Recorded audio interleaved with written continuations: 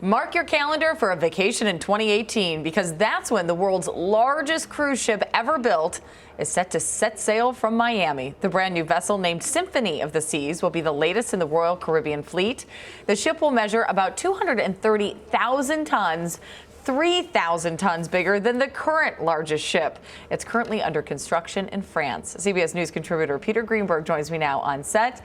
So, Peter, this ship sounds humongous. It's not only sounding humongous, it is. We're talking 18 decks. We're talking 230,000 tons. We're talking, now get ready for this, 6,800 passengers, about 2,100 crew.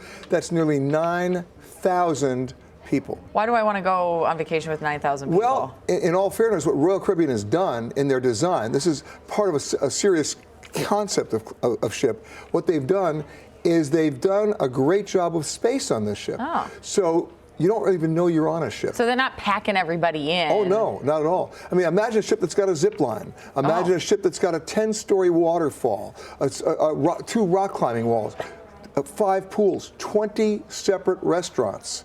Oh, my goodness. Oh, yeah, and an indoor park. It sounds like a neighborhood.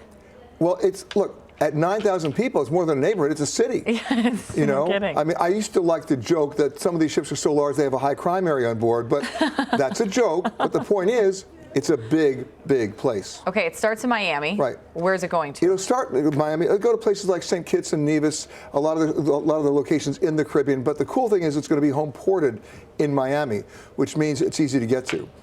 And most people will believe after about 5 or 6 days on the ship, they're not even at sea because there's so many different things to do. That's the key on these ships.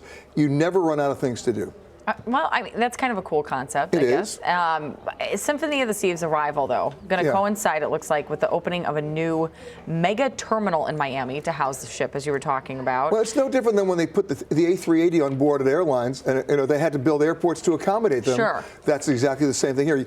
Because the real key with 9,000 people is not that there's just 9,000 people on board. How do you get them on?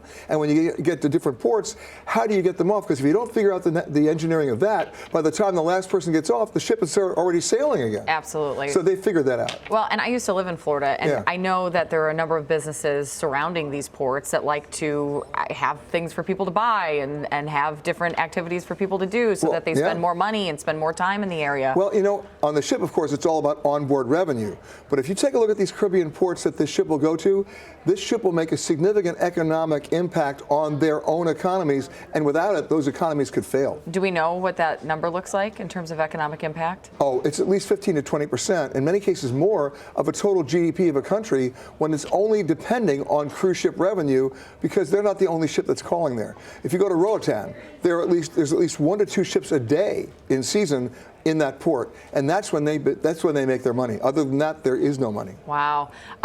You know, what usually happens with these types of things is that one of these giant ships gets built, and then somebody else goes, "Well, I'm going to make a bigger one." So, do we already see other cruise ship lines? Well, in the old days, they didn't do that because they were worried about whether or not it could fit in the Panama Canal. Oh, sure. This ship can't. There's no way that the ship will not be doing any kind of transit. But it doesn't want to. Doesn't need to anymore. Yeah. Because the ship itself has become the destination.